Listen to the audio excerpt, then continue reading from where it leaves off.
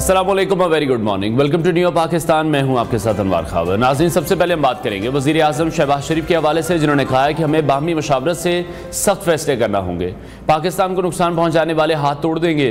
انہوں نے کہا کہ سیاست میں فتنے کی کوئی گنجائش نہیں ہوتی۔ وفاقی کابینہ کے اجلاس سے خطاب میں شہباز شریف نے کہا کہ جو فساد برپا کیا گیا تھا اس کا خاتمہ کیا۔ فساد کے نتیجے میں جو معیشت کو نقصان پہنچا وہ آپ سب کے سامنے ہے۔ کاروبار بند تھا، مزدور اور دکاندار دہائیاں دے رہے تھے، جڑواں شہروں میں بھی زندگی معطل ہو چکی تھی۔ انہوں نے کہا کہ ہمارا سٹاک ایکسچینج چند دن پہلے 99,000 سے اوپر چلا گیا تھا۔ صرف کل ایک دن میں فسادیوں کی وجہ سے سٹاک ایکسچینج نے غوطہ کھایا اور ایک دن میں سٹاک ایکسچینج 4,000 پوائنٹس نیچے آ گیا۔ آج پھر سٹاک ایکسچینج 4,000 کے قریب اوپر جا چکا ہے۔ انہوں نے کہا کہ 2014 سے پہلے اسلام آباد میں چڑھائی کا تصور نہیں تھا، احتجاج اپنے اپنے شہروں میں ہوتا تھا۔ ستمبر 2014 میں چینی صدر آ رہے تھے، 126 دن فسادیوں نے تباہی کی۔ 2014 کی تلخ یادیں آج بھی ہمارے ذہنوں میں محفوظ ہیں۔ فسادیوں نے 2014 میں دھرنے میں غلاظت کی، چینی صدر کا دورہ ملتوی ہوا۔ وزیر اعظم کا کہنا تھا کہ ایس سی او کا اجلاس ہوا، فسادیوں نے دوبارہ فساد بچانے کا پورا منصوبہ بنایا۔ ہمارے مہمانوں میں تشویش کی لہر دوڑی کہ پاکستان کا دورہ کریں یا نہ کریں۔ آخری 48 گھنٹے میں فیصلہ ہوا، فوج سیکیورٹی کی ذمہ داری سنبھالے گی۔ انہوں نے کہا کہ ہمیں باہمی مشاورت سے سخت فیصلے کرنا ہوں گے اور ہم نے فیصلہ کرنا ہے کہ ہم نے پاکستان کو بچانا ہے یا پھر دھرنے کو کرنے دینا ہے۔ ہمارے پاس دو راستے ہیں کہ ہم نے کس طرف جانا ہے۔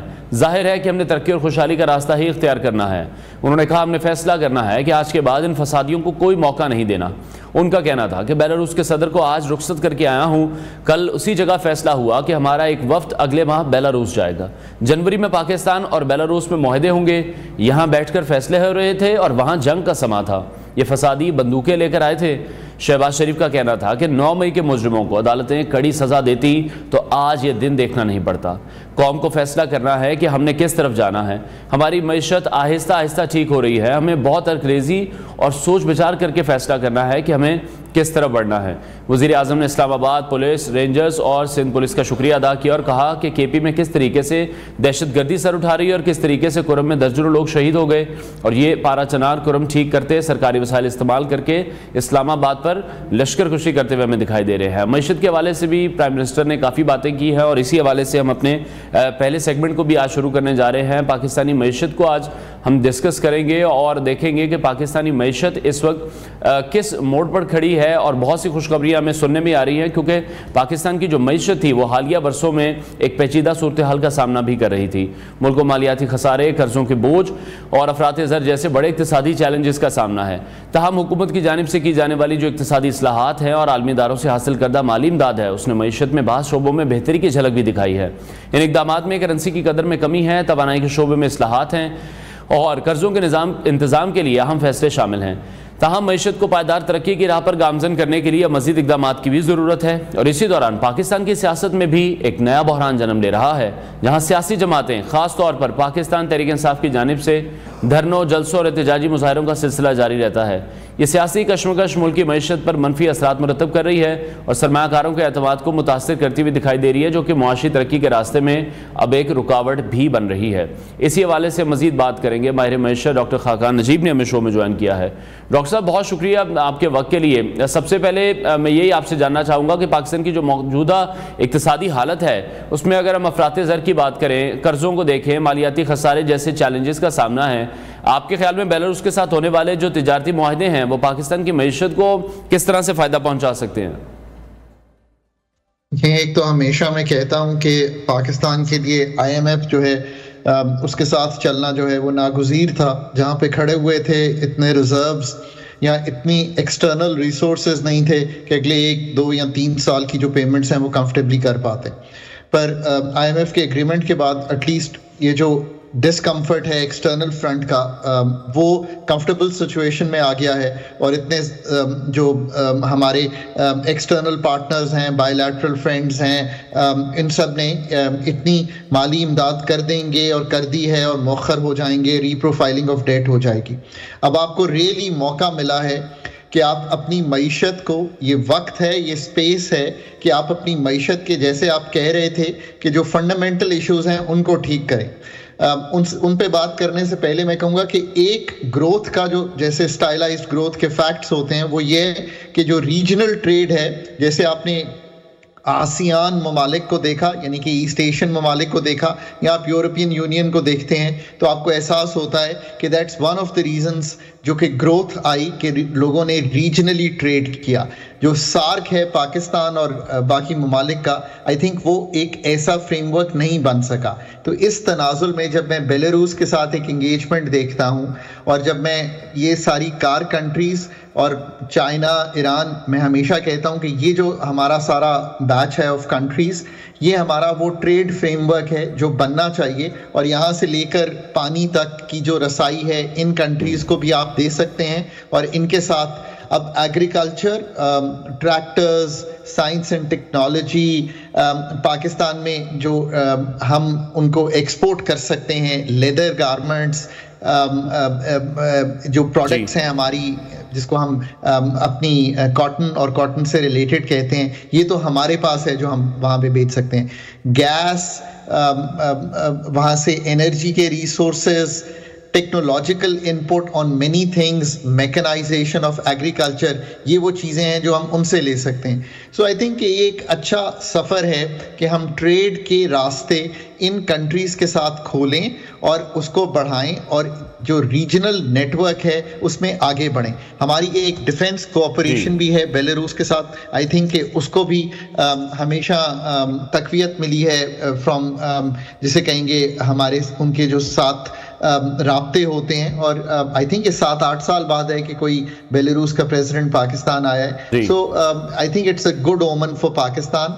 और जितने राब्ते एक्सटर्नल होते हैं वो पाकिस्तान का एक इमेज, पाकिस्तान की एक इकोनॉमिक डिप्लोमेसी और एक फॉरेन इंगेजमेंट पाकिस्तान के लिए एक अच्छी चीज़ है, ताकि हम दुनिया को कह सकें कि हम दुनिया के साथ चलना चाहते हैं और दुनिया के साथ इंगेज रहना चाहते हैं। ठीक है डॉक्टर साहब, जिस तरह से जी प्लीज एक बात ये भी याद रखिए कि बेलारूस एक क्लोज मुल्क है रशिया के साथ, सो ये हमारी जो रशिया के साथ रवाबत है उसको भी बेहतर करता है। ठीक है। अच्छा, पाकिस्तान में जिस तरह से तवानाई के हवाले से हम बात करें, इंफ्रास्ट्रक्चर के जो शोबे हैं वहां पर भी बेलारूस की सरमायाकारी की आप समझते हैं फिर इम्कानात हैं, और फिर ये हमारी मैशत के लिए बहुत बेहतर होगा? ये तो पाकिस्तान में एनर्जी सेक्टर जो है वो एक सीरियस तंजीम नौ मांगता है। अब ये वो सेक्टर्स हैं जिनमें पाकिस्तान को अपना घर पहले ठीक करना है, कि ये जो डिस्कोज हैं, ये जो जनरेशन कंपनीज जिनको जेनकोस कहते हैं, जो सरकारी तहवील में हैं, इनको कैसे चलाना है। फिर हमारा एक वीक रेगुलेटर है नेपरा, एक वीक रेगुलेटर है ओगरा, इसको ठीक कैसे करना है, पॉलिसी साजी कैसे करनी है, पॉलिसी साजी की जो सख्त अहलियत सलाहियत है वो कैसे पैदा करनी है। These are very very serious questions, and these need to be seriously answered. जब मैं उनसे engagement कहता हूँ तो तेल, माइंस एंड मिनरल्स, इस तरह की जो चीज़ें हैं वो उनसे हम ले सकते हैं, और उनसे हम ये समझ सकते हैं कि एनर्जी में अब जो फ्यूचर है उसमें कैसे पाकिस्तान ने एक डिज़ाइन करना है फ्यूचर जो पाकिस्तान को एनर्जी सिक्योर करे, जो पाकिस्तान की एनर्जी एफिशिएंसी को बढ़ाए। पर ये वो काम है जो हम आज तक करने से जिसे कहेंगे सलाहियत भी नहीं पैदा कर सके और राइट ट्रैक पर कर भी नहीं सके। और इसकी एक आम फहम जो समझ है वो यूं है कि जनरल मुशर्रफ 100 अरब का सर्कुलर डेट छोड़ के गए थे, आज 2400-2500 का पावर सेक्टर में है, और इतना ही सर्कुलर डेट जो है जिसको आप कहेंगे गैस सेक्टर, उसमें खड़ा हुआ है। तो इसका एहसास कीजिए, इसमें जो सर्जरी की ज़रूरत है, ये कहना तो बहुत अच्छी बात है अथॉरिटीज़ कंसिस्टेंटली, मैं पिछले 20 साल से सुन रहा हूँ कि एनर्जी सेक्टर को ठीक करना है, पर मैं आज जहाँ पे ला खड़ा किया है ये पूरी पाकिस्तान की जो मईशत है उस पर भारी है, और इसको ठीक किए बगैर मईशत की ग्रोथ जो है वो मुमकिन नहीं है। ठीक है। और डॉक्टर साहब, दूसरी तरफ जब हम बात करते हैं कि मईशत को हमने अगर बेहतरी की तरफ लेके जाना है, उसमें इस्तेहकाम तो तभी आएगा जब ये जो मौजूदा सियासी बहरान हम देख रहे हैं ये ख़त्म होने का नाम नहीं ले रहा। सियासी अदम इस्तेहकाम जो है वो इसकी सबसे बड़ी वजह है, एहतजाजी सियासत है। आप क्या समझते हैं फिर मुल्की मईशत पर कितना असर पड़ रहा है? सियासी इस्तेहकाम की जो कमी है वो पाकिस्तानी तिजारती ताल्लुकात के लिए तो एक बहुत बड़ा चैलेंज बन सकती है। जैसे से अभी चंद रोज़ पहले हमने देखा पाकिस्तान तहरीक इंसाफ की तरफ से जो एहतजाज किया गया, बेलारूस के सदर, उनका वफ़द यहाँ पर मौजूद थे, क्या तासुर जाता है फिर ऐसी चीजों से? पाकिस्तान में एक स्टेबलाइजेशन का प्रोसेस चल रहा है, but much more certainty, hard work, and hard calls. اور ہارڈ کالز انرجی سیکٹر کی میں نے آپ کے سامنے رکھی ہیں. یہ قیمتیں بڑھانے سے ان کا کوئی تعلق نہیں ہے پاکستان کی کسی بھی ریفارم کا, یہ یاد رکھیے. اور آپ کی بات بالکل ٹھیک ہے. دیکھیں پولیٹیکل اکانومی جو ہے وہ بیسز ہوتی ہے اکنامک پروگریس کی, اور وہ بیسز اس لیے ہوتی ہے کہ اکنامک سرٹنٹی جو ہے وہ پولیٹیکل سرٹنٹی سے اور اس چیز سے آتی ہے کہ جو اتھارٹیز ہیں ان کا دماغ اور ان کا دل اور ان کا کام جو ہے وہ اس طرف لگا ہو کہ برنگ پروفیشنلز سرجری کریں. یہ بھی یاد رکھیے کہ اگر پاکستان فزیشین کا کام ہوتا تو بہت سے فزیشنز باہر سے آئے اور باہر سے ہم نے مدد لینے کی کوشش کی, ہم کر لیتے. یہ ان ڈاکٹرز کا کام ہے جنہوں نے economic, energy sector, social sector کی سرجریز کرنی ہے تاکہ ہم اس بحران سے نکل سکیں جو بار بار IMF کے پاس جانے کی وجہ بنتا ہے. اب یہ کرنے کے لیے جو پولیٹیکل فورسز ہیں, جو اتھارٹیز ہیں, ان کو ایک پاتھ پہ تو اگری کرنا پڑے گا کہ پاکستان کا اکنامک پاتھ کیا ہوگا. اور میں کہتا ہوں کہ اس کو آئسولیٹ تو آپ تبھی کر سکتے ہیں یا انسولیٹ تو آپ تبھی کر سکتے ہیں کہ اگر آپ ایک پروفیشنلز کو یہ چیز دے دیں. ہم یہ بھی نہیں کرنا چاہتے.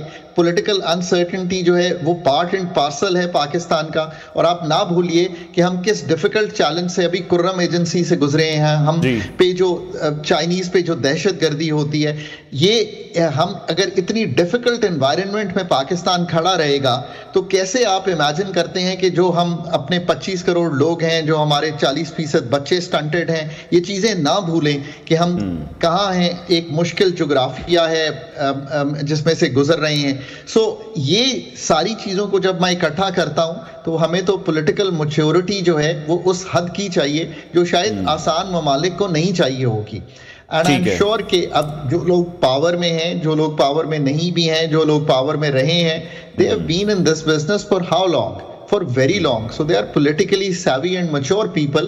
تو ہم امیجن کرتے ہیں کہ وہ ان چیزوں کو اسی طرح آگے لے کر چلیں گے.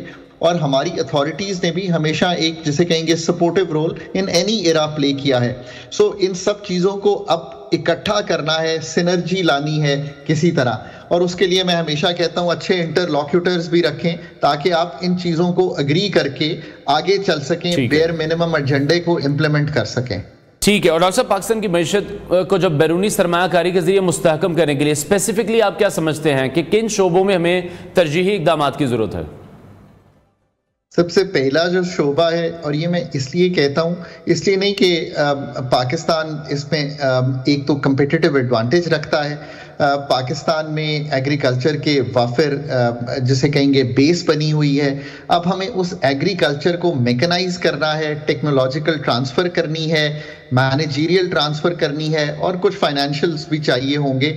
اگر آپ اپنے ایگریکلچر کی جو بیسز ہے, یعنی کہ جو ییلڈ ہے, یعنی کہ جو آپ پیداواری صلاحیت کو ٹھیک کر لیں گے تو $3-4 ارب ایکسٹرا کی ایکسپورٹ کر لیں گے, $2-3 ارب کاٹ لیں گے, تو یہ جو ایکسٹرنل کا مسئلہ ہے یہ ختم ہو جائے گا اگلے 3 سال میں. یہ میں اس لیے کہتا ہوں کہ بہت بڑا کمپیٹیٹیو ایڈوانٹیج ہے اس میں فورن investment in terms of technological transfer, اور اپنے لوگ جو کہ اپنی پیداواری صلاحیت جو ہائیسٹ ہے نا اور جو لویسٹ ہے اس کو میچ کر دیجئے. تو آپ ٹھیک ہے ڈاکٹر صاحب, وقت کی ہمارے پاس کمی ہے. بہت شکریہ ماہر معیشت ڈاکٹر خاقان نجیب ہمارے ساتھ ان کانورسیشن تھے. اور معیشت کو اگر بہتر کرنا ہے تو تمام سیاسی جماعتوں کو جو عدم استحکام اس وقت ہم پاکستان میں دیکھ رہے ہیں اس کو ختم کرنے کی ضرورت ہے. بریک لیتے ہیں ناظرین, بریک کے بعد آپ کو دوبارہ جوائن کریں گے. Welcome back to new Pakistan. اب آپ کی ملاقات کرائیں گے دنیا کی سب سے طویل اور سب سے پست قد خاتون کی پہلی ملاقات کے حوالے سے. ویڈیو سوشل میڈیا پر تیزی سے وائرل ہو گئی ہے. یہ ملاقات لندن میں ہوئی اور اس نے دنیا بھر کے لوگوں کو حیرت میں ڈال دیا.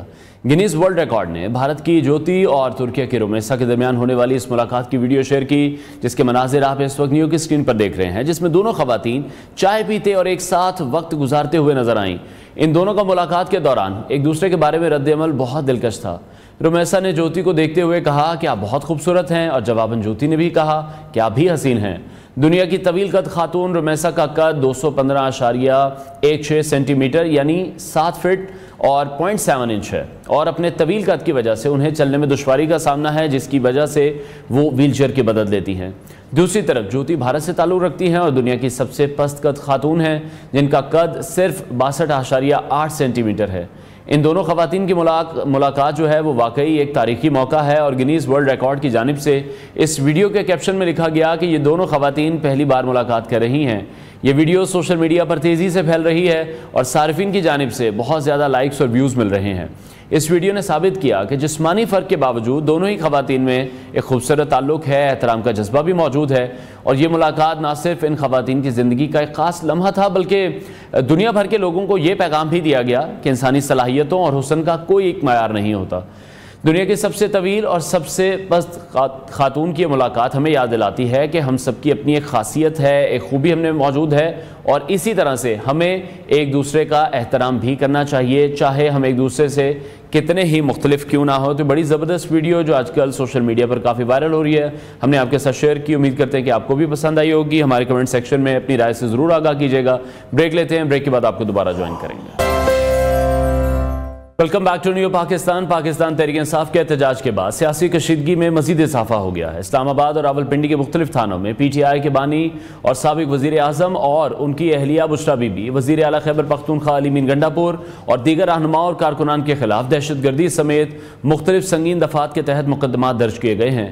یہ مقدمات حالیہ مظاہروں کے دوران سرکاری اور نجی املاک کو نقصان پہنچانے، پولیس اہلکاروں پر حملوں اور عوامی راستوں کو بند کرنے جیسے الزامات پر مبنی ہیں۔ مقدمات میں انسداد دہشت گردی ایکٹ، اسمبلی ایکٹ اور کار سرکار میں مداخلت جیسے قوانین شامل کیے گئے ہیں۔ مظاہرین پر الزام عائد کیا گیا ہے کہ انہوں نے حکومت اور ریاستی اداروں کے خلاف پرتشدد اقدامات کیے اور امن و امان کو شدید نقصان پہنچایا۔ یہ صورتحال ملک میں سیاسی درجہ حرارت بڑھا رہی ہے، جبکہ مختلف حلقوں کی جانب سے حکومت اور پی ٹی آئی قیادت پر تنقید بھی سامنے آ رہی ہے۔ اسلام آباد کے تھانہ ترنول میں درج ایک ایف آئی آر کے مطابق پی ٹی آئی کے کارکنان اور رہنماؤں نے بانی پی ٹی آئی کی رہائی کے لیے جارحانہ اقدامات کیے اور قانون نافذ کرنے والے اداروں پر حملہ آور بھی ہوئے۔ بنی گالہ تھانے میں درج ایک اور مقدمے میں انسداد دہشت گردی ایکٹ کی دفعات شامل کی گئی ہیں، جس میں الزام ہے کہ مظاہرین نے امن و امان کو شدید نقصان پہنچایا اور عوامی راستوں کو بلاک کیا۔ اس سے قبل راولپنڈی میں بھی 24 نومبر کے مظاہروں پر انسداد دہشت گردی ایکٹ کے تحت کئی مقدمات درج کیے جا چکے ہیں، جن میں بانی پی ٹی آئی، ان کی بہن علیمہ خان اور دیگر رہنماؤں کا نامزد کیا گیا ہے۔ ان مقدمات میں سرکاری گاڑیوں کو نقصان پہنچانے، پولیس اہلکاروں کو اغوا کرنے اور پرتشدد مظاہروں کی منصوبہ بندی کرنے کے الزامات شامل ہیں۔ یہ صورتحال ملک میں سیاسی درجہ حرارت کو تیزی سے بڑھا رہی ہے، جہاں ایک طرف حکومت ان مقدمات کو قانون کی عملداری کا مظہر قرار دے رہی ہے، وہیں دوسری طرف پی ٹی آئی ان مقدمات کو سیاسی انتقام اور جمہوری احتجاج کے حق پر حملہ قرار دے رہی ہے۔ موجودہ سیاسی تناؤ نہ صرف حکومت اور اپوزیشن کے درمیان خلیج کو گہرا کر رہا ہے، بلکہ ملک کے داخلی استحکام، معیشت اور عوامی اعتماد پر بھی گہرے اثرات ڈال رہا ہے۔ کیا اس بحران کا حل مذاکرات کے ذریعے ممکن ہے یا یہ کشیدگی مزید بڑھے گی؟ یہ سوال اب نہ صرف سیاسی حلقوں بلکہ عوام کے ذہنوں میں بھی گونج رہا ہے۔ اسی حوالے سے ہم مزید بات کریں گے۔ سینئر تجزیہ کار شوکت پراچا صاحب بھی ہمیں جوائن کریں گے، لیکن اس کے باوجود بھی ہم دیکھ رہے ہیں کہ جو پاکستانی معیشت ہے وہ ہمیں بہتری میں دکھائی دے رہی ہے۔ اسٹاک ایکسچینج کی اگر بات کر لیں تو اسٹاک ایکسچینج پہلی بار 1 لاکھ کی نفسیاتی حد کو بھی عبور کر چکی ہے اور اس وقت 100 انڈیکس 1,416 پوائنٹس پر ٹریڈ کرتا ہوا ہمیں دکھائی دے رہا ہے۔ پاکستان اسٹاک ایکسچینج میں جس طرح سے تاریخ رقم ہوئی ہے، بیلاروس کے صدر یہاں پر موجود تھے، 43 بڑے سرمایہ کار بیلاروس کے پاکستان وزٹ کرنے آئے تھے کہ پاکستان میں کن شعبوں میں سرمایہ کاری کی جا سکتی ہے۔ اس سے پہلے بڑی کامیابی سے پاکستانی حکومت نے ایس سی او سمٹ کا انعقاد بھی کروایا اور اس سے پہلے بھی ہم نے دیکھا کہ پاکستان تحریک انصاف کی طرف سے احتجاج کیا گیا، اسلام آباد کی طرف مارچ بھی کیا گیا۔ تو یہ تمام صورتحال ہے، اس کے باوجود بھی ہم دیکھ رہے ہیں کہ اگر سٹاک مارکیٹ کے حوالے سے بھی بات کی جائے تو سٹاک مارکیٹ میں بھی کافی بہتری اس وقت دکھائی دے رہی ہے۔ حکومت اور اگر ہم آرمی چیف کے حوالے سے بھی بات کریں، آرمی چیف کی جانب سے بھی بارہا کہا گیا کہ ایسے تمام جو عناصر ہیں ان کا کلا کما کیا جائے گا، انہیں کسی قسم کا موقع بھی فراہم نہیں کیا جائے گا کہ جو موجودہ حالات ہیں وہ ہم دیکھ رہے ہیں کہ پاکستان تحریک انصاف کی طرف سے جس طرح سے احتجاج کیا جاتا ہے، یقینی طور پر احتجاج ان کا جمہوری حق ہے، لیکن جو راستے بند کیے جاتے ہیں اور ایک ریسٹرکٹڈ ایریا کی طرف جانے سے انہیں منع کیا جاتا ہے، وہاں پر جانے کی اسپیسیفکلی کوشش کی جاتی ہے جب پاکستان میں بین الاقوامی مہمان موجود ہیں۔ سینئر تجزیہ کار شوکت پراچا صاحب نے ہمیں جوائن کیا، ان سے اس حوالے سے مزید بات کریں گے۔ پراچا صاحب، آپ کس طرح سے دیکھ رہے ہیں موجودہ حالات میں پاکستان تحریک انصاف کے احتجاج کی جو اسٹریٹجی ہے؟ یقینی طور پر جمہوری حق ہے ان کا، لیکن جس طرح سے احتجاج پھر کیا جاتا ہے، آپ کو لگتا ہے یہ قانون شکنی کے زمرے میں ہی آتا ہے؟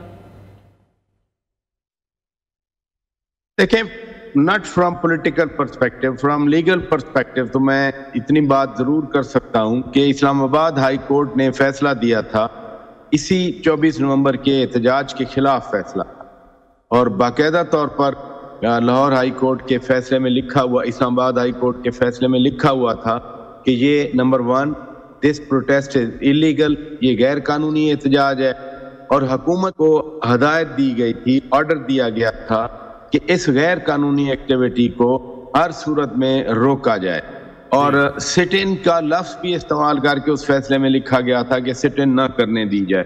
تو جب آپ یہ سوال کرتے ہیں کہ یہ غیر قانونی ہے، تو یہ تو اسلام آباد ہائی کورٹ نے فیصلہ دیا تھا کہ یہ ساری ایکٹیویٹی غیر قانونی تھی، لا قانونیت کا مظاہرہ تھا، اور اس میں ظاہر ہے پھر لا قانونیت اور غیر قانونیت میں جو نقصان ہوا وہ تو سب کا ہوا۔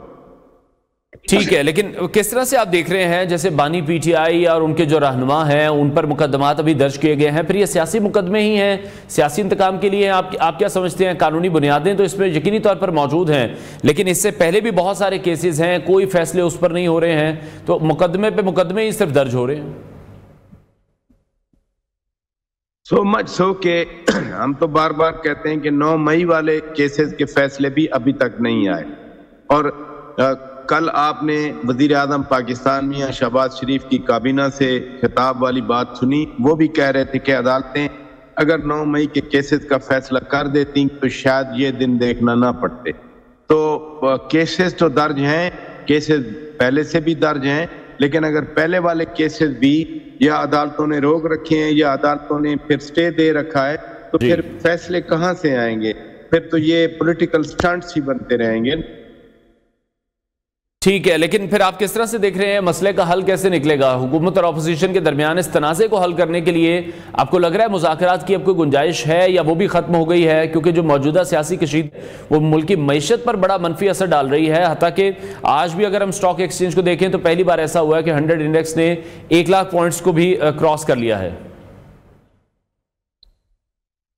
یہ تو بہت اچھی بات ہے کہ سٹاک مارکیٹ پاکستان میں بہت اچھا پرفارم کر رہی ہے، لیکن اس کی کورسپونڈنگ جو پولیٹیکل ایٹماسفیئر ہے وہ صحیح نہیں ہے۔ لیکن سوال جو آپ کہہ رہے ہیں کہ کوئی اچھا ہونے کا چانس ہے، مجھے نہیں لگتا، اور میں 2022 سے کہہ رہا ہوں، 10 اپریل جب عدم اعتماد کی آئی تھی، تحریک کامیاب ہوئی تھی آئینی طریقہ کار کے مطابق، اس وقت سے میں کہہ رہا ہوں، کیونکہ پی ٹی آئی جن حالات میں پارٹی بنی، جس طرح پی ٹی آئی کو پروموٹ کیا گیا، 2014 کے دھرنے کو سپانسر کیا گیا، تو ان کے ذہن میں یہ پالیٹکس، سیاست، رواداری، ٹھہراؤ وہ نہیں ہے۔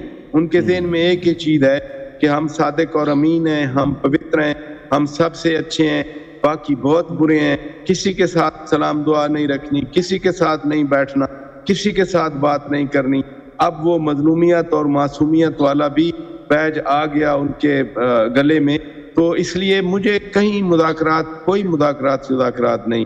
یہ جو ڈو اینڈ ڈائی خود ہی نام لیا تھا نا، یہ ڈو اینڈ ڈائی، یہ جو 24 والا تھا، یہ فائنل کال تھی، مارو یا مر جاؤ۔ سیاست میں مارو یا مر جاؤ کے نعرے نہیں چلا کرتے، سیاست میں آپ 2 قدم آگے بڑھتے ہیں، 1 قدم پیچھے بڑھتے ہیں۔ ہمارے ملک میں تو جو پولیٹیکل رواداری ہے اس کو اسی پارٹی نے مک مکا کا نام دے دیا تھا کہ یہ مک مکا ہو گیا، چارٹر آف ڈیموکریسی ہو گیا، تو کوئی مذاکرات نہیں ہو سکتے اس پی ٹی آئی کی موجودہ قیادت کی وجہ سے۔ لیکن موجودہ سیاسی بحران میں پھر آپ کس طرح سے دیکھ رہے ہیں؟ عدلیہ کا کردار بہت زیادہ امپورٹنٹ ہو سکتا ہے، خاص طور پر مقدمات کے حوالے سے، جیسے آپ نے پہلے بھی بات کی ہے کہ اگر مقدمات کے فیصلے سامنے نہیں آئیں گے تو پھر یہ فائنل کال، اس طرح کی مزید کالز بھی آ سکتی ہیں ان فیوچر۔ سیاست عدالتوں سے سیٹل نہیں ہوتی، سیاست سیٹل ہوتی ہے ایوانوں سے، وہ چاہے یونین کونسل ہو، وہ چاہے میونسپل کمیٹی ہو، وہ میٹروپولیٹن کارپوریشن ہو، وہ صوبائی اسمبلی ہو، وہ نیشنل اسمبلی ہو، وہ سینٹ ہو۔ پولیٹکس یہاں ہوتی ہے، پولیٹکس کو یہاں سے گورن کیا جاتا ہے۔ پولیٹکس کو مثلاً لیگل موڈز ہیں، عدالت نے تو کہا کہ آپ احتجاج نہ کریں، غیر قانونی۔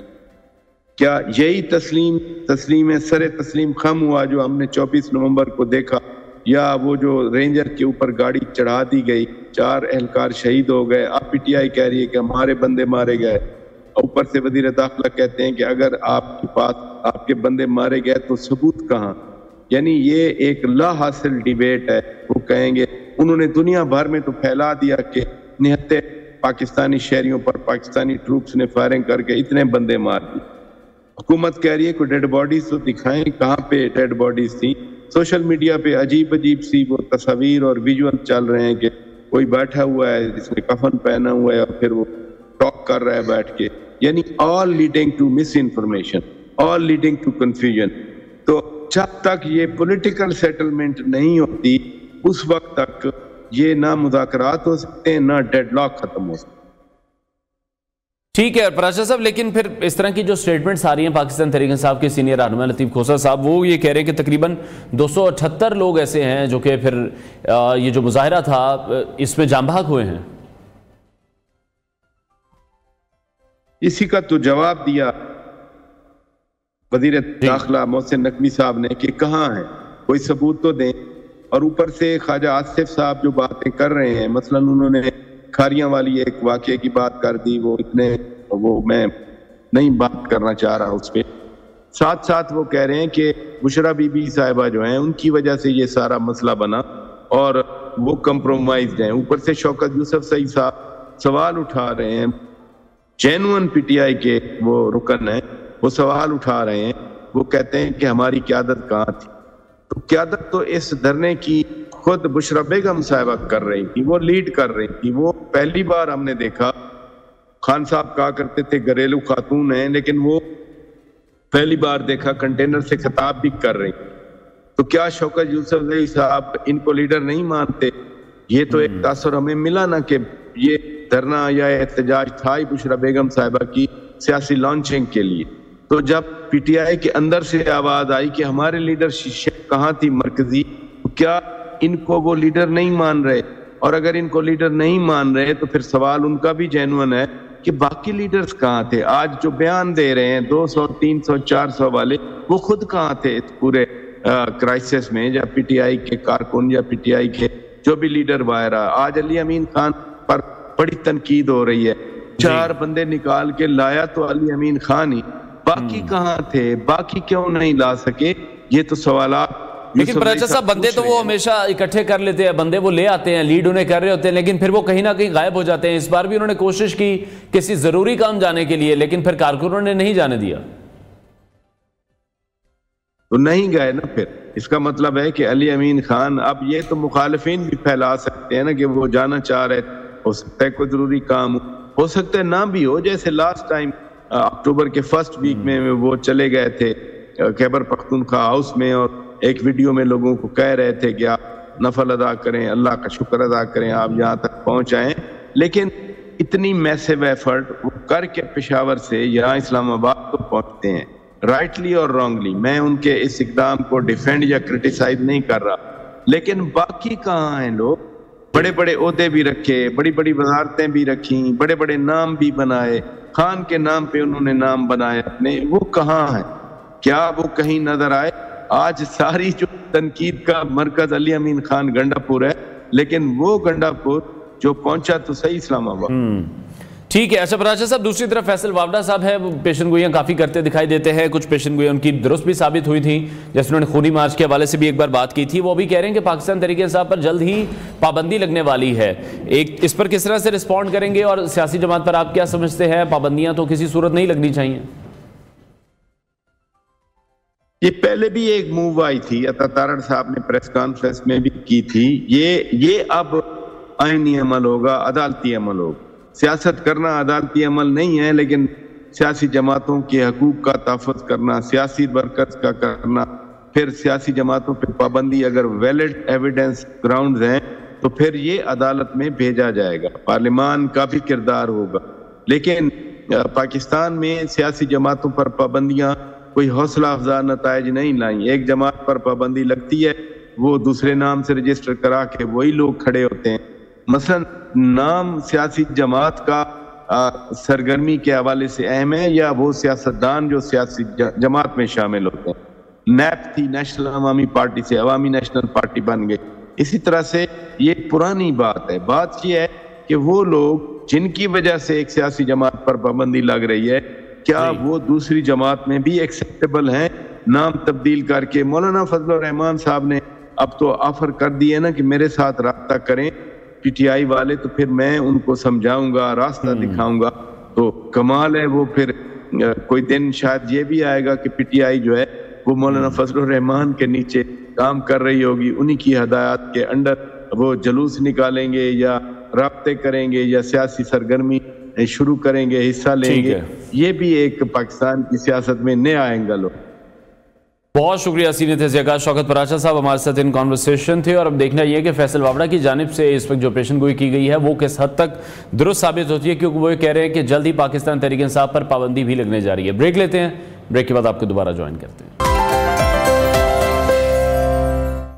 Welcome back to new Pakistan. ناظرین, لاہور میں غیر ملکی خاتون ڈیانا پاکستان میں بے سہارا اور لاوارث کتوں کی دیکھ بھال کر کے انسانیت کی اعلیٰ مثال قائم کر رہی ہیں.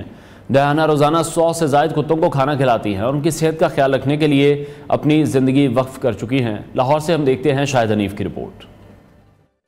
جی, ظفر علی روڈ پر موجود ہوں اور اسی روڈ سے گزر رہے تھے کہ رائٹ سائڈ پہ دیکھا تو ایک خاتون جو ہے فارنر لگ رہی ہیں اور کتوں سے جو ہے پیار کرتے ہوئے نظر آ رہی ہیں, جبکہ آوارہ کتوں کو یہاں پہ جو ہے ضلع انتظامیہ کی جانب سے پکڑ لیا جاتا ہے تاکہ کسی کو کاٹے نہ. ان کا یہ کہنا ہے کہ میں یہاں پہ جو گوشت ڈالتی ہوں ڈیلی 100+ کتوں کو, تو کیا ان کا مقصد ہے, ان سے جانتے ہیں. جی السلام علیکم. وعلیکم السلام. اچھا, مجھے بتائیے گا کیا کر رہی ہیں آپ, یعنی کہ ان کو گوشت ڈالتی ہیں اور پیار کر رہی ہیں, ایم کیا ہے, کتنے کتوں کو ڈیلی آپ جو ہے وہ کھانا کھلاتی ہیں؟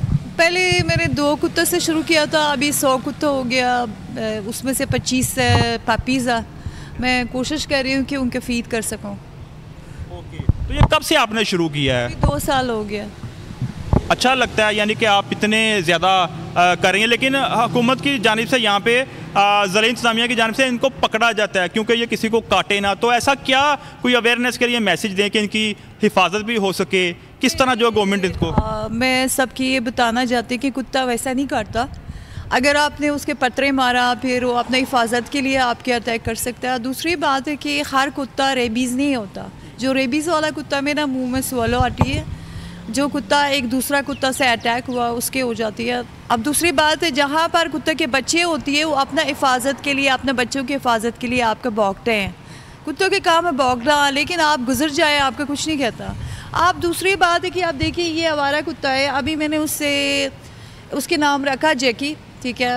اس سے میرے ملاقات ہوئی اپروکسیمیٹلی ہفتہ 10 دن ہو گیا, ٹھیک ہے. ہفتہ 10 دن میں مجھے مل گیا. یہ دونوں, یہ ٹونی ہے دوسرے سائڈ میں, یہ جیکی ہے, اس کے ساتھ ایک ہے لوسی, اس کے بچے ہیں ابھی, ٹھیک ہے. اب ان کے نام میں نہیں رکھا. یہ میرے پہلے دفعہ پکڑنے میں اس نے مجھے کچھ نہیں کہا, ٹھیک ہے. اب میں چاہتی ہوں کہ گورنمنٹ سے میں یہ ریکویسٹ کرتی ہوں کہ ان کا آپ اسپیئنگ کرائیں, نیوٹرل کرائیں. آپ دیکھیے کتا بلیوں کا ایک زندگی ہوتی ہے 15 سال سے 10 سال تک. اب اس دوران نا یہ اگر آپ کا یہ آوارہ کتا سے پریشانی مسئلہ ہے وہ خود بخود ختم ہو جاتی ہے اگر آپ نے اس کے اسپے کیا. انسینٹو کلنگ بیکاز رپورٹ آپ نے ملاحظہ کی. اب آگے بڑھتے ہیں اور اب بات کریں گے پاکستان اور زمبابوے کے درمیان میچ کے حوالے سے, لیکن اس بریک کے بعد. Welcome back to new Pakistan. Pakistan اور زمبابوے کے درمیان 3 ون ڈے میچز کی سیریز کا تیسرا اور فیصلہ کن میچ آج کوئن سپورٹس کلب بلاواyo میں کھیلا جائے گا. دونوں ٹیموں نے سیریز میں ایک میچ جیتا ہے, جس سے آخری میچ کی اہمیت مزید بڑھ گئی ہے. زمبابوے کی ٹیم نے پہلے ون ڈے میچ میں پاکستان کو 80 رن سے شکست دے کر اپنی برتری کا مظاہرہ کیا, جبکہ دوسرے ون ڈے میں پاکستان نے زبردست کم بیک کرتے ہوئے زمبابوے کو 10 وکٹوں سے شکست دی. یہ فتح پاکستانی ٹیم کی بیٹنگ لائن اپ کی مضبوطی اور بالنگ اٹیک کی صلاحیتوں کی عکاس تھی. میزبان زمبابوے کی قیادت کریگ ایروین کر رہے ہیں, جو اپنے تجربہ کار کھلاڑیوں کے ساتھ ٹیم کو کامیابی دلانے کی کوشش کریں گے. پاکستانی ٹیم کی قیادت محمد رضوان کے ہاتھ میں ہے, جو خود ایک مستند بیٹر اور شاندار وکٹ کیپر ہیں. اس سیریز کے بعد دونوں ٹیمیں 3 T20 میچز کی سیریز بھی کھیلیں گی, جس کا پہلا میچ 1 دسمبر کو ہوگا. یہ فیصلہ کن میچ دونوں ٹیموں کے لیے نہ صرف سیریز جیتنے کا موقع فراہم کرتا ہے, بلکہ کھلاڑیوں کے لیے اپنی صلاحیتیں منوانے کا بھی بہترین پلیٹ فارم ہے. پاکستانی ٹیم کے لیے سیریز ورلڈ کپ کے لیے تیاری کا حصہ بھی ہے, جبکہ زمبابوے کے لیے اپنی کرکٹ کی ترقی دکھانے کا موقع ہے. دوسری جانب انٹرنیشنل کرکٹ کونسل نے ون ڈے T20 اور ٹیسٹ بیٹرز کی نئی رینکنگ جاری کر دی ہے, اور اس رینکنگ میں پاکستان کے بابر اعظم کی پہلی پوزیشن برقرار ہے, جبکہ بھارت کے روہت شرما دوسرے اور شبھمن گل تیسرے نمبر پر ہیں. پاکستان کے سائم ایوب نے زمبابوے کے خلاف سنچری سکور کرنے کے بعد ون ڈے بیٹرز کی رینکنگ میں ٹاپ 100 کھلاڑیوں میں اپنی جگہ بنا لی ہے اور وہ اب 90ویں پوزیشن پر ہیں۔ آئی سی سی کی نئی رینکنگ میں ٹیسٹ بیٹرز میں انگلینڈ کے جو روٹ کا پہلا نمبر برقرار ہے، جبکہ پاکستان کے سعود شکیل ایک درجے بہتری کے ساتھ 8ویں نمبر پر پہنچ چکے ہیں۔ T20 بیٹرز کی رینکنگ میں آسٹریلیا کے ٹریوس ہرٹ پہلے، انگلینڈ کے فل سالٹ دوسرے اور بھارت کے تلک ورما تیسرے نمبر پر موجود ہیں۔ اسی حوالے سے مزید بات کریں گے، سپورٹس اینالسٹ ابو بکر بن طلعت نے میں جوائن کیا ہے۔ ابو بکر، بہت شکریہ آپ کے وقت کے لیے۔ سب سے پہلے میں یہ جاننا چاہوں گا کہ پہلے 2 میچز ہم نے دیکھے پاکستان ورسز زمبابوے، دونوں ٹیموں کی کارکردگی پر آپ کیا تجزیہ کریں گے؟ پہلے میچ میں انہوں نے دیکھا کہ پاکستان جس طرح سے میچ ہار گیا، تقریباً 50 سے 60 سکور پر پاکستان کے 6 کھلاڑی پویلین لوٹ گئے تھے، اور دوسرے میچ میں پاکستان نے 10 وکٹوں سے زمبابوے کو ہرا دیا۔ انوار، تھینک یو سو مچ۔ دیکھیں، اگر اس سیریز کی بات کی جائے جو پاکستان ٹور کر رہا ہے زمبابوے کا، تو اگر سیریز اس ٹائم 2 میچز کے بعد 1 ایچ ہے تو ڈیفینیٹلی یہ زمبابوے کو ایج ہے، کیونکہ اگر رینکنگز کی بھی بات کی جائے اور آن پیپر بھی بات کی جائے تو پاکستان کو یہ سیریز وائٹ واش کرنی چاہیے تھی۔ لیکن بڑا ہی سیٹ بیک ہے پاکستان کے لیے کہ ہم نے دیکھا کہ ریسنٹ پاسٹ میں بھی کہ پاکستان جب بھی زمبابوے کا ٹور کرتا ہے تو اس کو سٹرگل کرنی پڑتی ہے۔ ہم نے دیکھا کہ لاسٹ ٹائم 2018 میں انڈر دا کیپٹنسی آف سرفراز احمد بڑی کنونسنگ ون تھی پاکستان کی، لیکن اس کے علاوہ جب بھی پاکستان نے زمبابوے کا ٹور کیا تو پاکستان کو پرابلمز فیس کرنی پئی۔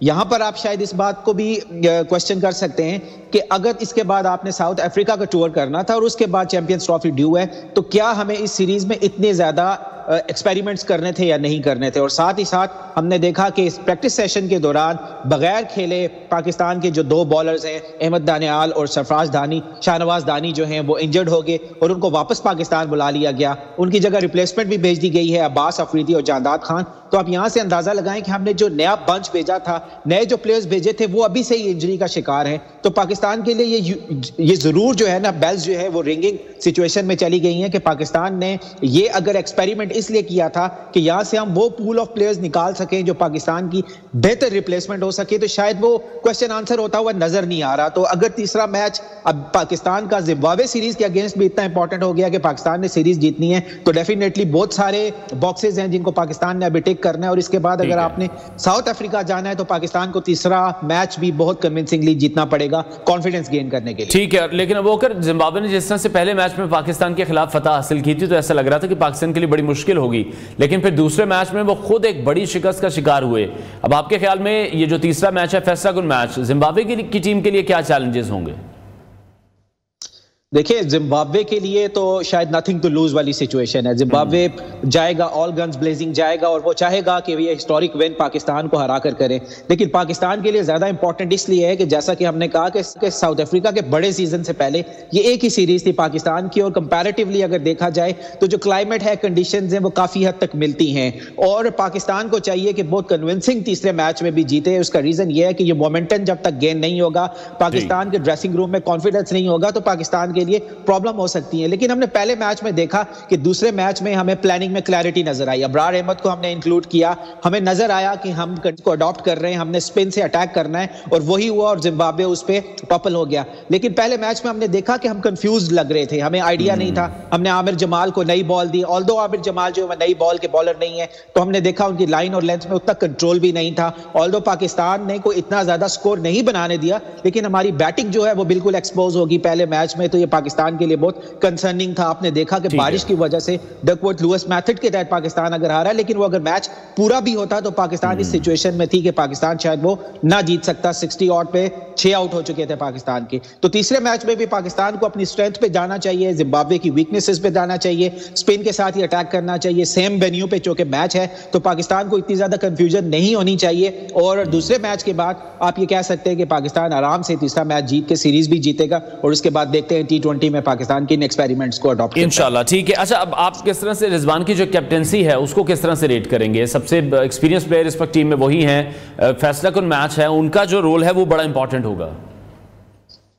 انوار دیکھیں، ایک بڑا پوائنٹ جو ہے وہ بہت امپورٹنٹ ہے، اور وہ یہ ہے کہ رضوان جیسا کہ آپ نے کہا کہ نیولی اپوائنٹڈ کیپٹن بھی ہیں اور سب سے ایکسپیرینس بیٹسمین بھی ہے ٹیم میں، تو ہم نے دیکھا کہ رضوان کے ارد گرد ایٹ لیسٹ اس سیریز میں کوئی اور سینئر پلیئر موجود نہیں ہے، کوئی سینئر رکی نہیں ہے ڈریسنگ روم میں، تو رضوان پہ جو ایڈڈ پریشر ہے وہ اور زیادہ ہے۔ نارملی اس طرح ہوتا ہے کہ جب بھی کوئی نیا کیپٹن آتا ہے تو ٹیم میں کوئی سینئر پلیئرز موجود ہوتے ہیں جو اس کو ساتھ دے سکتے ہیں، اس کو سپورٹ کر سکتے ہیں، پریشر سچویشن میں بہتر گائیڈ کر سکتے ہیں، لیکن رضوان کے ہاں یہ ایسی سچویشن نہیں ہے، تو رضوان پہ ایک ایڈڈ پریشر ضرور ہے. اور ساتھ ہی اگر آپ دیکھیں کہ رضوان کی کیپٹنسی تو شاید ایک سیریز پہ آپ اس کو جج نہ کر پائیں کیونکہ ابھی تک پراپر کوئی ٹیسٹنگ چیلنج بھی نہیں آیا رضوان کے سامنے. اور جو پہلا پراپر چیلنج ہوگا وہ آف کورس آسٹریلیا کے بعد ساؤتھ افریقہ کی سیریز ہوگی. ساؤتھ افریقہ کے سے پہلے آسٹریلیا میں تو ان کی پرفارمنس آپ کہہ سکتے ہیں جس طرح ہم نے ان کو وائٹ بال میں تو ہرایا, لیکن ساؤتھ افریقہ جو ہے وہ پراپر کیونکہ وہاں پہ سیزن ہے, وہاں پہ ٹیسٹ میچز بھی ہیں, او ڈی آئی بھی ہے, T20 بھی ہے, تو رضوان کا جو چیلنج ہوگا وہاں پہ پتہ چلے گا کیونکہ آپ ہوم کنڈیشنز میں شاید بہتر طریقے سے اپنی کیپٹنسی کر سکتے ہیں,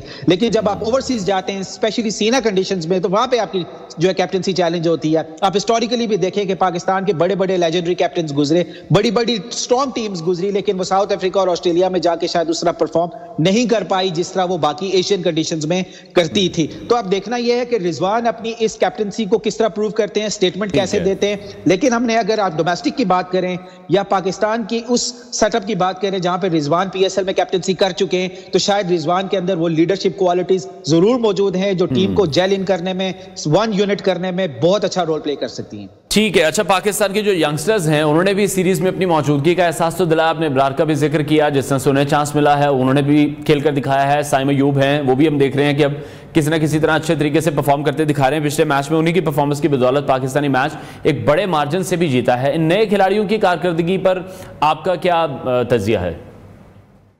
دیکھیں, سائم ایوب کی یہ جو پرفارمنس تھی انوار, یہ ڈیو تھی. سائم کو جس طرح کی اپرچونٹیز دی جا رہی ہیں بیک ٹو بیک, شاید سائم ایوب کو یہ ریئلائز کرنا چاہیے کہ بہت ریئر ہوتا ہے پاکستان جیسے سسٹم میں, پاکستان کا جو سٹرکچر ہے وہاں پہ آپ ایک دو پرفارمنسز کے بعد باہر کر دیے جاتے ہیں. اب حسیب اللہ کی ایگزامپل آپ کے سامنے ہے, لیکن جب مینجمنٹ نے یہ ڈیسائیڈ کیا کہ ہم نے سائم ایوب کو بیک کرنا ہے, اس کو کانفیڈنس دینا ہے کہ اگر اس کی بری پرفارمنسز چل رہی ہیں لیکن ہم ویٹ کریں گے, اس کے پوٹینشیل پہ ہم جا رہے ہیں, تو سائم ایوب نے وہ اس اپرچونٹی کو ویل کیا ایٹ لیسٹ اس میچ کے لیے. تو سائم ایوب میں ٹیلنٹ اور پوٹینشیل تو ہے, اس میں کوئی دو رائے نہیں ہے, اسی وجہ سے وہ وہاں پر موجود ہیں.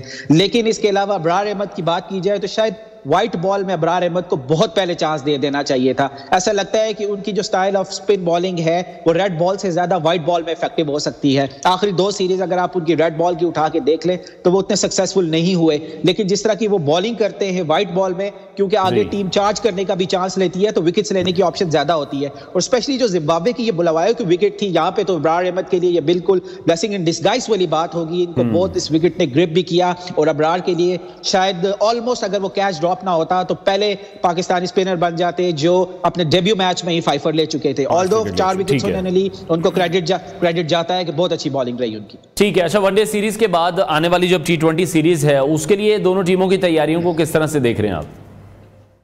دیکھیں, ایک تو ہمارے جس طرح ہم نے کہا کہ ریپلیسمنٹ انجری کی وجہ سے already Aamir Jamal O D I series کا حصہ تھے, ان کو T20 میں ریپلیس کر دیا گیا ہے کیونکہ احمد دانیال جو ہے وہ انجرڈ ہو گئے. باقی اگر بات کی جائے کہ پاکستان کے جو چانسز ہے اگر بات کی جائے تو وہ T20 میں زیادہ بہتر ہوں گے ان کمپیریزن تو او ڈی آئی, کیونکہ ہم نے دیکھا کہ آخری بڑے ایک عرصے سے پاکستان 50 اوورز کرکٹ میں پورے 50 اوورز نہیں کھیل پا رہا, اور اس کا ریزن T20 کرکٹ ہی ہے انوار, کیونکہ اتنی زیادہ T20 کرکٹ ہو رہی ہے کہ وہ جو ایک لانگر رن کا جو ٹیمپرامنٹ ہے وہ خراب ہوتا ہوا نظر آ رہا ہے. اور یہ صرف پاکستان کے ساتھ نہیں ہے, اوور دا پیریڈ اگر آپ دیکھیں بہت ساری ٹیمز جو ہے وہ اسٹرگل کر رہی ہیں او ڈی آئی کرکٹ میں, کیونکہ اس سرکل میں جو فیوچر سرکل ہے اس میں سب سے زیادہ اگر کم کرکٹ کھیلی جا رہی ہے ٹیسٹ کے بعد تو ون ڈے ہے. T20 بہت زیادہ. ٹھیک ہے, بہت شکریہ. اسپورٹس اینالسٹ ابو بکر بن طلعت ہمارے ساتھ ان کانورسیشن تھے. ناظرین, پروگرام کا وقت ختم ہوا ہے, انشاءاللہ کل پھر آپ سے ملاقات کریں گے. اپنا بہت سارا خیال رکھیے, اجازت دیجیے, اللہ حافظ.